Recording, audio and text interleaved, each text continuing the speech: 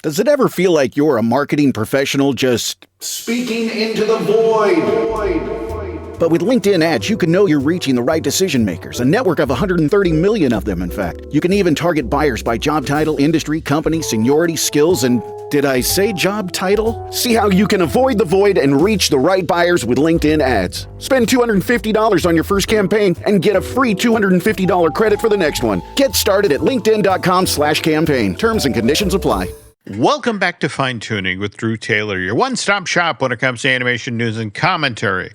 I'm entertainment writer Jim Hill, and Mr. Taylor, whose writings on the industry you can regularly read over on The Wrap, and whose musings on the Mission Impossible movie you can still listen to and still enjoy on Light the Fuse, the official Mission Impossible podcast. And Drew, we are now in the thick of award season. In fact, you wanted to point out at the top of today's show that an organization you belong to, the Critics' Choice folks, just gave out 2 awards to KPop Demon Hunters. Is that correct? That is correct. That was last Sunday, so that was right after you and I had recorded last week, Jim. Mm-hmm. And it won Best Animated Feature and Best Original Song. So, congrats to the team. Mm-hmm. We love our KPop Demon Hunters, and it seems like the one to beat for the Oscar. Would you say that, Jim? I would say that, this is a great start for that Netflix release, which I want to remind folks that was done actually by the folks at Sony Picture Animation. I also want to remind folks that Drew and I are recording this week's show on Sunday, January 11th, and tomorrow, Monday, January 12th, is when the voting for the nominees for this year's Academy Award begin, with the voting closing this coming Friday, the 16th, right? Correct. It's happening, Jim. It's all happening. Okay. Now, again, you're better at reading the tea leaves than I am, and let's face it. Earlier on, you were hoping that Arco, might pull a flow, so to speak. That be the independent film to come in and snag the award. But the fact that the Annies also got announced last week on Monday, January 5th, and right now, K-pop Demon Hunters and Elio, Pixar's Elio, they both have 10 nominations, including the top category, Best Animated Features, but Zootopia and Little Amelie, they did reasonably well as well, right? 7? Yeah. How many? Yeah. Mm-hmm. They came in well, but yeah, Elio and K-pop were the biggies. Mm-hmm. We love the Annies. They always spread the love, and they are voted on by the community, which we love. And Okay. That said, though, worth noting that Arco, along with The Bad Guys 2 from DreamWorks, also got 5 nominations. So, and as Drew mentioned, that's the nice thing about the Annies is they do spread the love. So it'll be interesting to see who gets what. Though I have to say, looking over this year's Annies, I was pleased to see that Pixar's limited series, Win or Lose, came away with 5 nods. Nice that didn't get forgotten, over the past year or so. So, anyway, that ceremony will be held on February 21st at Royce Hall on the UCLA campus. And did you see who was up for the Windsor McKays this time around? I did. Chris Sanders, who is our favorite person. There we go. Yeah, that's so exciting. And who else? Well, we have Chris Miller and Phil Lord, the Spider-Verse guys, the Lego guys. So it's like, okay, I get that. And then Michelle DeWitt, who I'm sorry, I have to admit I'm not quite as familiar with. Does that name ring a bell for you? Or no, who is that? Well, there we go, folks. This is why you listen to an animation podcast. We don't recognize who's getting the Windsor McKay Award this time around. Right. All right. By the next show, I'll have researched that and get that back to you. All right. Anyway, and seeing as we're just sort of giving a award season update, want to remind folks the Academy Award nominations, those get announced on January 22nd, with the final voting beginning on February 26th. So look for all sorts of campaigning, in the weeks that followed, with the voting ending on March 5th, and then the actual Academy Awards on the 15th of March. This far out, Drew, are there any canaries in the coal mine, other than perhaps the obvious that K-pop Demon Hunter does, in fact, look like the one to beat this time around? Yeah, I mean, tonight we'll have the Golden Globes. I don't know how much of a bellwether they actually are. But, yeah, it seems like K-pop is really the front runner here. And I am curious about Zootopia, too, because just so many people have seen it, and it is just such a juggernaut. As we talked about last week, it's become the biggest Walt Disney Animation Studios movie, and one of the biggest animated films of all time. So that means a lot of voters have watched it, Jim. So never underestimate that. This is true. This is true. Yeah.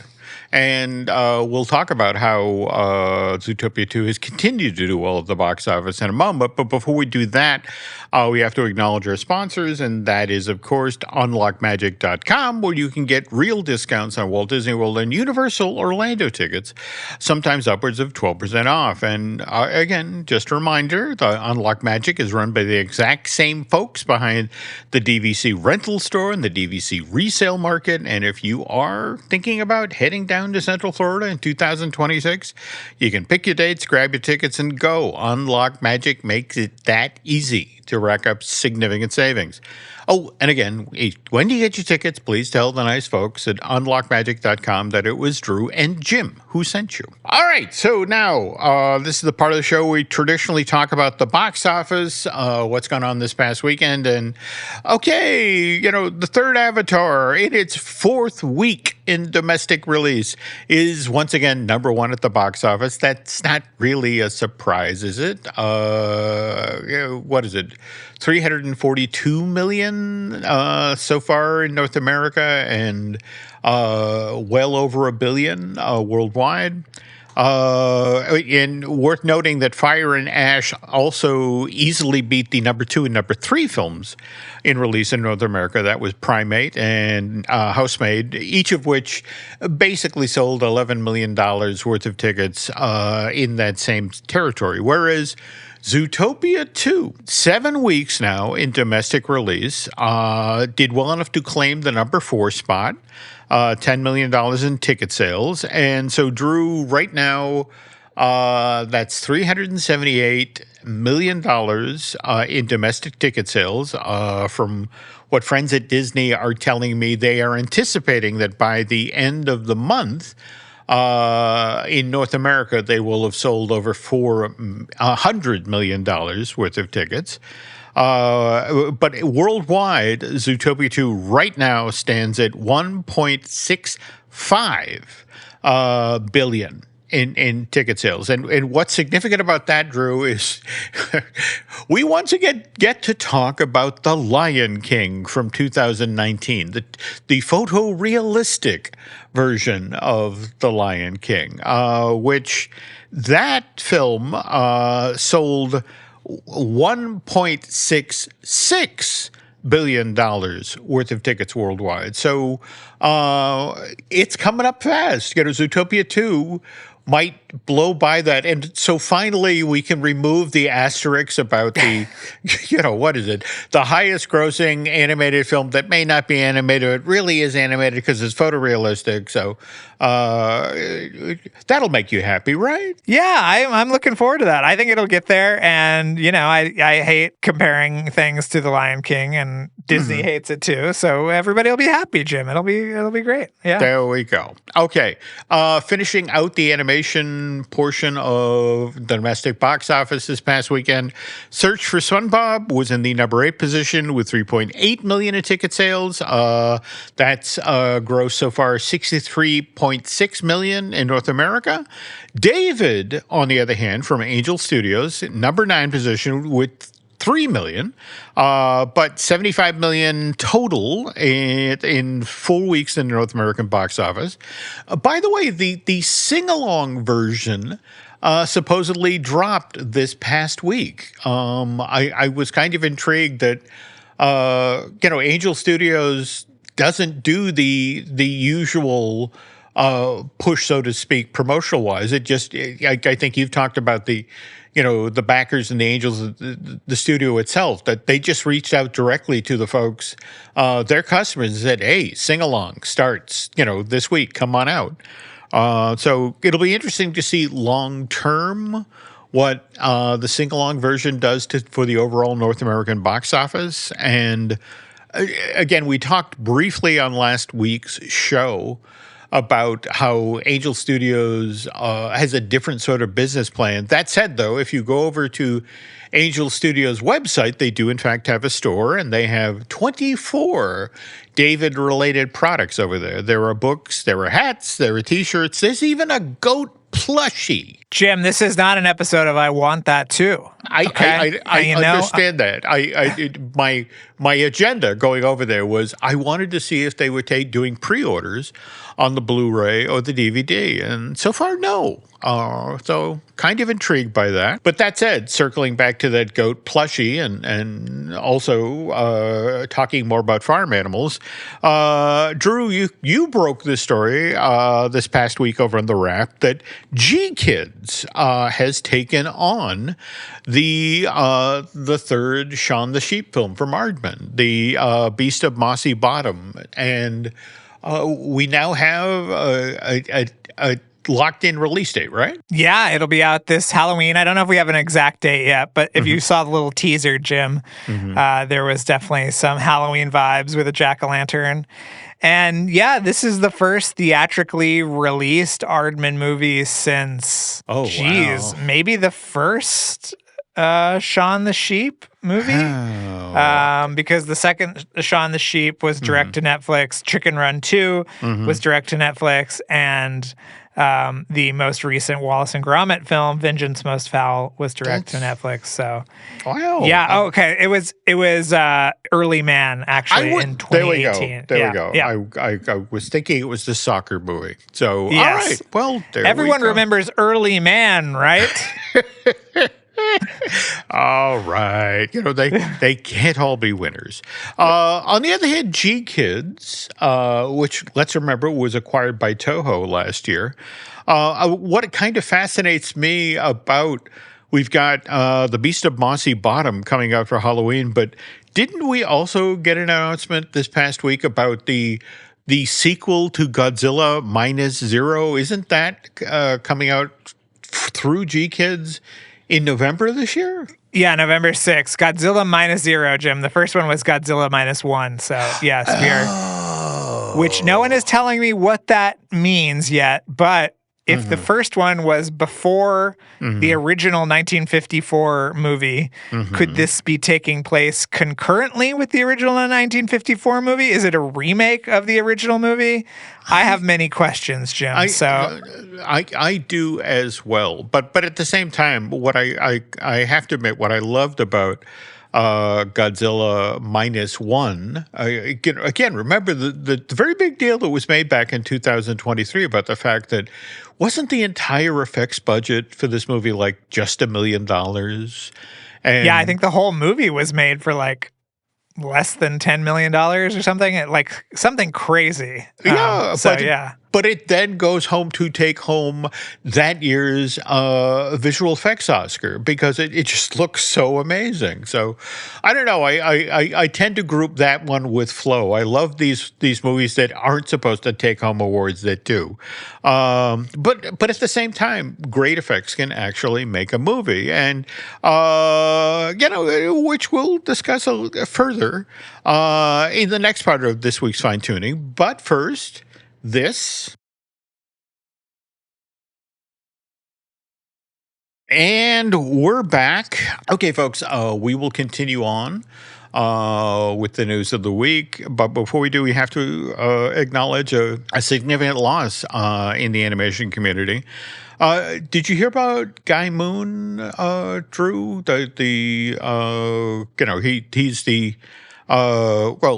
He's long been associated with the Fairly OddParents. He's sort of the house composer for that show. In fact, we were just talking about awards, and he was nominated 4 times for Emmys, but won all sorts of Annies for his work on a lot of Butch Hartman shows. He did Danny Phantom and a bunch of other things. Yeah, there we go. Well, anyway, I a much beloved member of the Nickelodeon family, and sadly, this past Thursday, January 8th. A guy was involved in a traffic collision and sadly succumbed to his injuries. A guy was 63 years old. And trust me, if you watch Butch Hartman's output over at Nickelodeon, whether it's Cow or Chicken or Grim Adventures of Bill and Mandy, you know this guy's work. And, a number of his friends reached out and wanted to be sure we acknowledge this. So Drew and I just want to offer our sincerest condolences to Moon's friends and family at what's got to be a difficult time. Just, again, relatively young guy. All right. Pivoting away to hopefully a happier topic, because again, you got to remember, Drew Taylor, MC, will travel.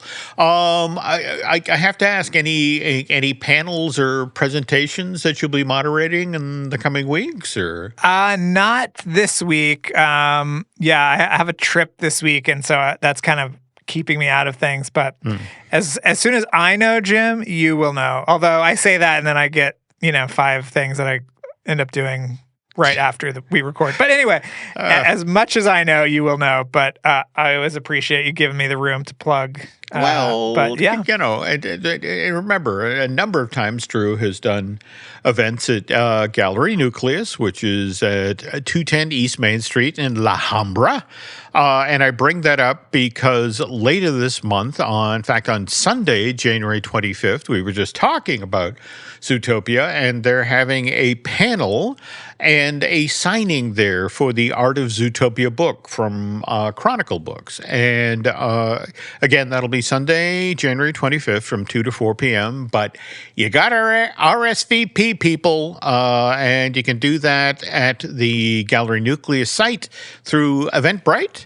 If we now pivot to a few months further on down the line, did you see this thing that Aaron Blaise is doing? And by the way, Aaron, was shortlisted with his wonderful little animated short, Snow Bear. So kind of hoping that when the Oscars, the official Oscar nominations for Best Animated Short, that Snow Bear is still there in the mix. But he's going to be holding a 2-day masterclass in LA, May 23rd through the 24th. And what's fascinating about this, Drew, is who's taking part in it. It's not just Aaron. It's, first of all, Byron Howard, one of the directors of Zootopia 2. And then Disney legends John Musker and Ron Clements are going to be there. Likewise, the Bancroft brothers, Tony and Tom, producer Chuck Williams, even Foley artist John Roche. And what Aaron's tried to put together at this event is it's a first-of-its-kind masterclass that is supposed to take folks through how modern animated films are made, from story, design, animation, all the way through sound, post, and distribution. It's a one-of-a-kind event that covers the entire animation pipeline, and it's going to be held in LA at the Wilshire Ebell Theater on West 8th Avenue. And early bird tickets are on sale right now, folks. And previously, when they sort of throw open the doors to the world, these things that Aaron has done have gone clean in 48 hours. And I'm just thinking, Drew, just the stories that these guys are going to share from the stage, let alone the practical advice about working in this field, would make it worth attending. So, yeah, I did not know about this until you told me. But Aaron is sort of, famous for his workshops and his classes online. So yeah, this sounds wonderful. So I'm gonna have to look into it and see what is going on. All right. But no. Yeah, that sounds great. Yeah. If I were in town, then I would. Even if I'm sitting in the back of the theater, I can still hear the stories. And by the way, I mentioned earlier that Ron Clements is going to be taking part in this, and just wanted to remind folks that Ron's long-delayed book, Making Disney Magic from a Mermaid to Moana, Tales of a Disney Director, going on sale August 18th. Sure it is. Well, this time I feel like it's actually going to happen, Drew, because just 2 days before that, actually 4 days before that, the D23 Expo is being held. Oh, it's all coming clear now, There we Jim. go. But I feel like he was promoting this at the last D23 Expo. He was. And I feel like, again, between, what's been going on with, tariffs and that sort of thing, and how that's been slowing down publishing projects, and that's not Ron's fault, But again, D23 Expo, August 14th to the 16th, and then the book goes on sale August 18th. But oh my God, I just realized, didn't they say there wasn't going to be a bookstore this year at the D23 Expo? There's a lot. All of the marketplace is gone this year, Jim. Did you hear about that? Yeah. That they've actually, a lot of the sellers have gotten together and are but renting space at Garden Walk that weekend. Interesting. Yeah, I heard that. Yeah. Okay. So if you still want all your Disney stuff, head on down there. I just think that's a real shame. That was such a fun part of D23, as you and I had great fun walking around and looking at crap that our wives probably won't let us take home. So yeah, I feel like that's a real miss, but I don't know. That's again, the expo, that aspect of D23 has always fascinated me. It just seems like from year to year, it's just sort of like, well, that worked. Let's not do that again. Right. So, all right. Well, anyway, speaking of Ron Clements, he started at Disney back in 1974 as part of the studio's talent development program. First two films he worked on at Disney were Pete's Dragon and The Rescuers, which meant that Ron likely worked with Jack Buckley, who started at Disney back in January of 1938. And at that point, Jack was actually thrown in the deep end. He wound up working, first films when he came to the door, Pinocchio and Fantasia, which, by the way, both came out in the same year, 1940. Pinocchio was February of 1940, and then Fantasia was November that same year. And Jack Buckley, on the other hand, he rose up through the ranks at Disney, spent 39 years at the studio, Drew. And by the 1950s, 1960s, Buckley was the guy who did all of the effects animation at Disney, whether we're talking water, rain, snow, fireworks, props, smoke, steam, and what was interesting is Bob Thomas interviewed Jack Buckley while The Rescuers was in production. And you can read this interview. It's in Walt's People, Volume 31. This is that wonderful series that GKIDS has been doing for years now, where it's, people who, it's talking Disney with the artists that knew Walt. And what's great about this interview is, here's Thomas sitting down with Buckley while The Rescuers is still in production, and Buckley is is telling Thomas straight to the effect of, well, look, previously Disney had a large effects department. Now I'm the only animator in this department, though I'm training for you guys, but if you look at the movies, we've made recently, this is why Robin Hood didn't have too many effects. Likewise, the Aristocats or the Jungle Book. We just didn't have the artist in house who knew how to do that anymore. And then, the kicker here, Drew, is as soon as Rescuers is done, Buckley retires. I figured he'd go out on a high. And I tell that story because previously here on Fine Tuning, we've talked about Don Bluth leaving Disney in September of 1979 and why he did that. Because what's interesting is that if we're looking back at 77, this is when Don Bluth is being covered by the Los Angeles Times. He's being positioned as the new face of Disney feature animation. But Don, off the record, is growing increasingly frustrated with Disney cutting corners. And you got to remember that Don handled all of, was the guy in charge of all the animation for Pete's Dragon. And remember, Elliot's a dragon. He's got to blow smoke. He's got to blow fire.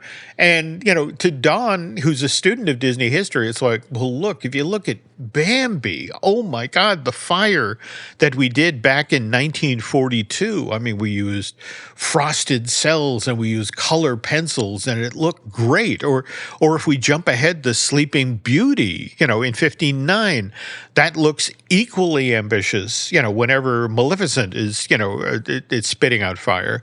Whereas, if we now move to, the Jungle Book in 1967, here's Mowgli threatening Shere Khan with a branch that's on fire, and it looks pathetic. It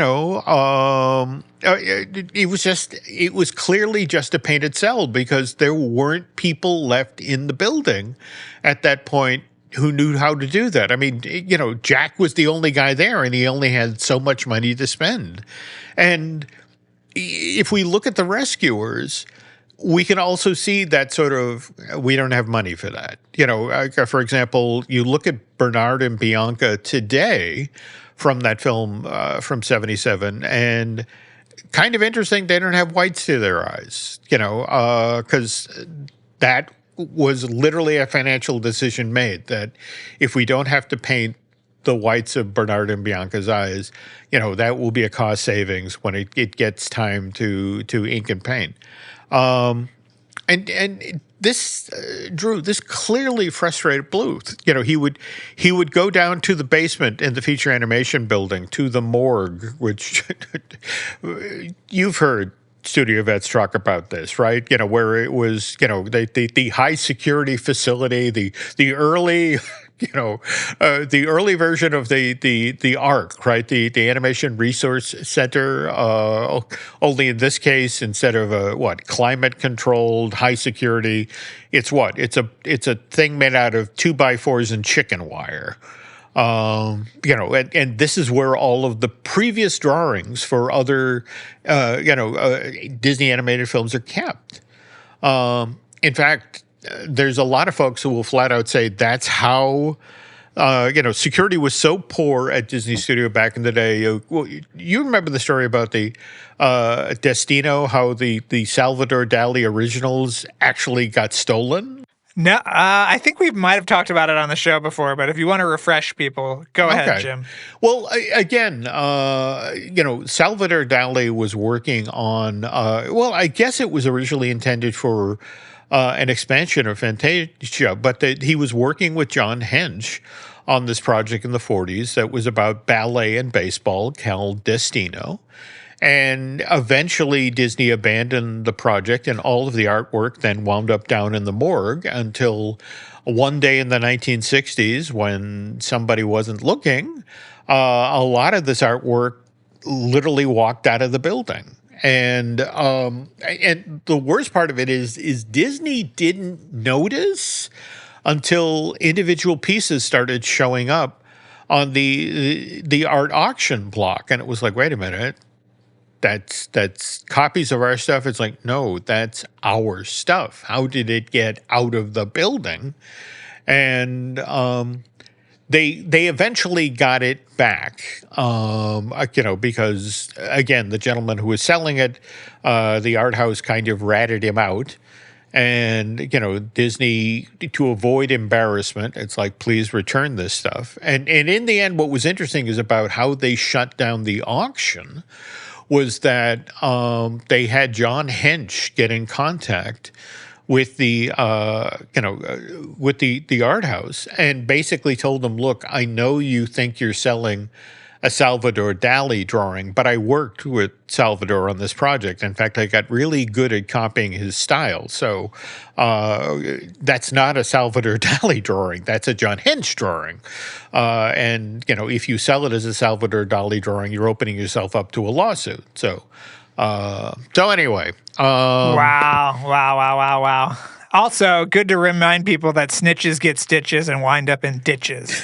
So if you have some stolen art, don't rat it out to Disney, okay? Keep it to yourself. Give us a call. We'll give it a good home. We won't ask any questions, okay? Capiche? Okay. Yeah, okay. Once about establishing a good, firm moral standard for what we do here at that podcast. All right. Anyway. Correct. Back to Don Bluth now, who again, because he felt like all of these, this institutional memory at Disney was going away. All of these classic effects work that, was done for the Pinocchios, the Fantasias, the Bambis of the world. So this is why he starts up that Banjo, the Woodpile cat, that project that he's doing in his garage on the weekends with the notion that, it made Don crazy that he would go to these screenings of classic Disney films and listen to people enthuse about, that moment in Bambi with a mouse reaches up and grabs a dewdrop out of coming off of a flower.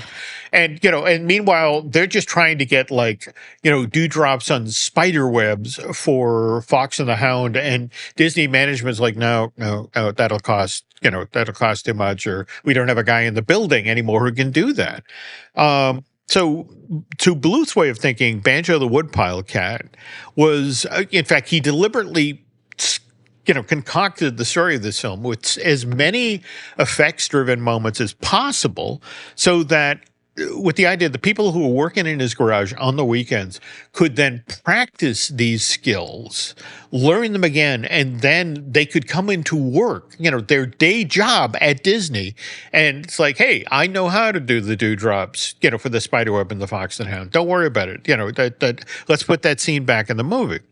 And it's worth noting here that there was kind of a plan in place about the new trainees learning skills and the old guard transitioning out. And the way it was explained to me was Rescuers was kind of the, let's work together project, new guard, old guard.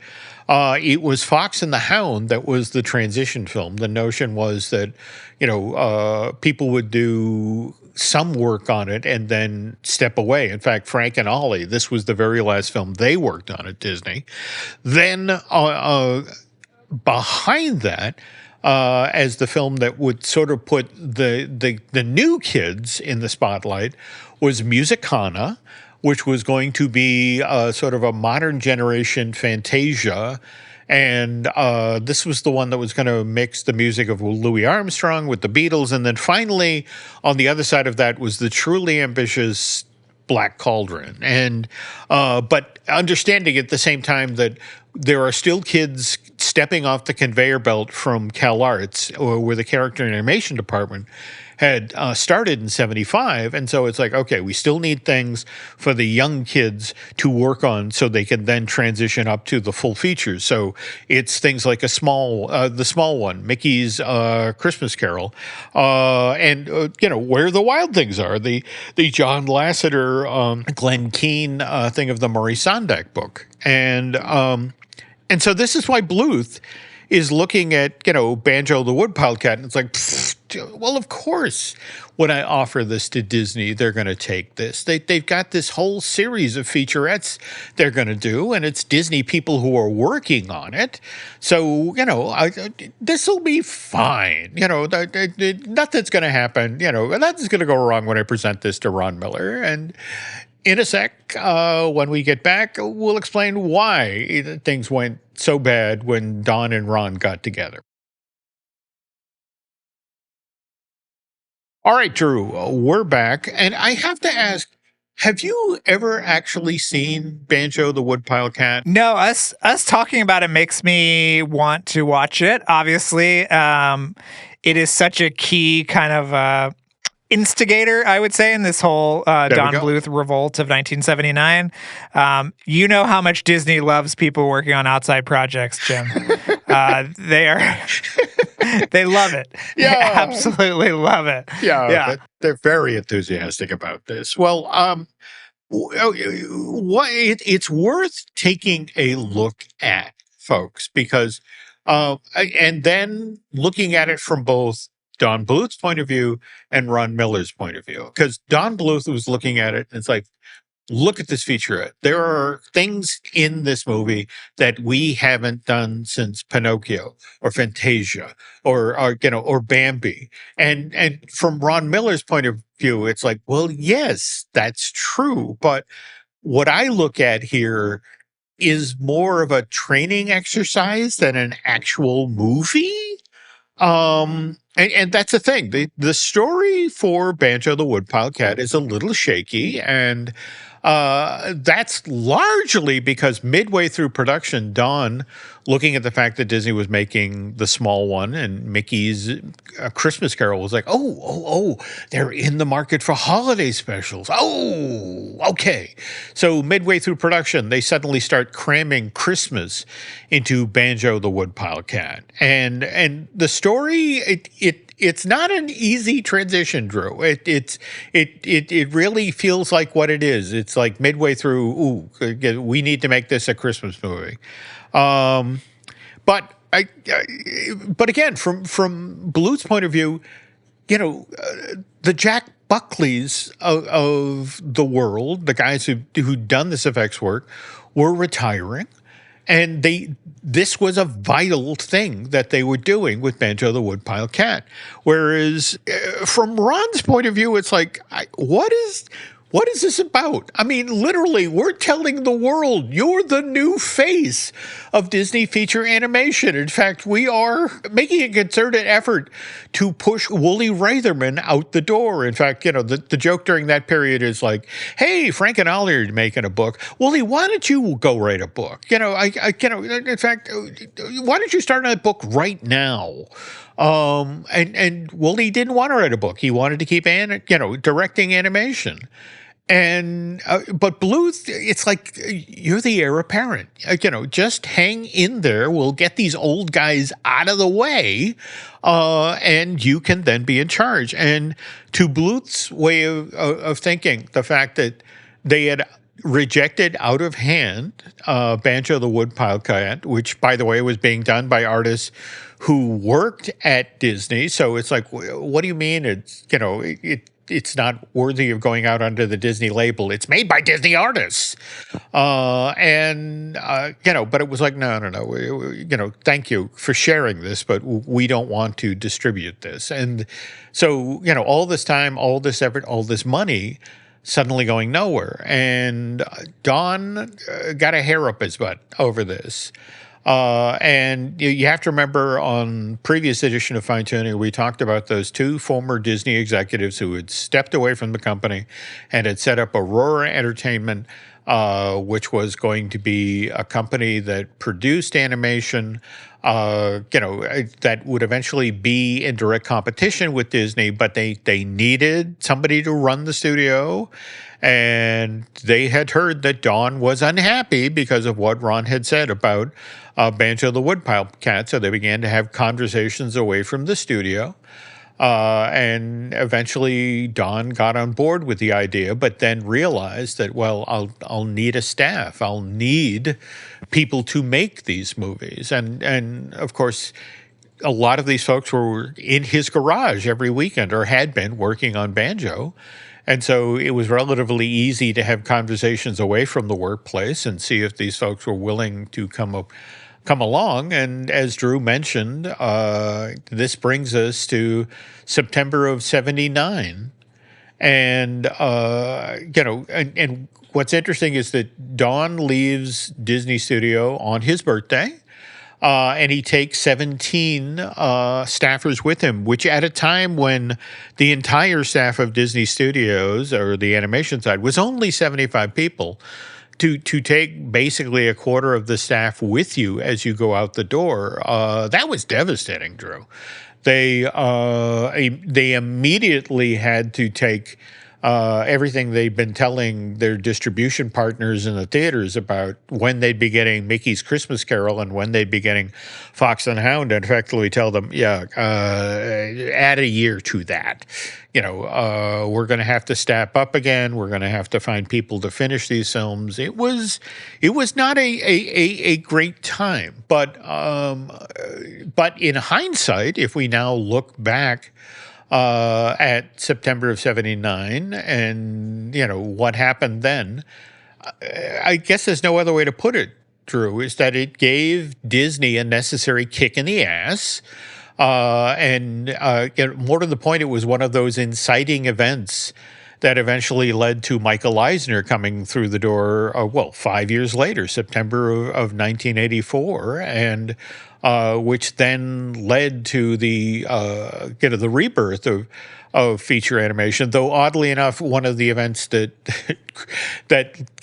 fueled that was the fact that suddenly Disney was going to head to head with a Don Bluth who was backed by a Steven Spielberg and a George Lucas, and what was it, American Tail and then The Land Before Time. Both great movies, both doing animation better than Disney was at the time, for sure. And, they were. Just looking at his character animation too, and the designs and all those things, Jim, that you're telling me that that Disney was too cheap to do, the eyelashes on the dinosaurs and stuff like that. It's just amazing. But anyway, It is. And it's just, and what's especially ironic is if you look at American Tail, you look at Land Before Time, a lot of the very same stuff that they learned in Bluth's garage is right there on screen. It's just sort of like, Disney doesn't want it, we're going to do it. So, but anyway, and all of this happened because Don Bluth wasn't happy about the fire effects in Pete's Dragon back in '77. So, you never know what's going to start one of these stories rolling.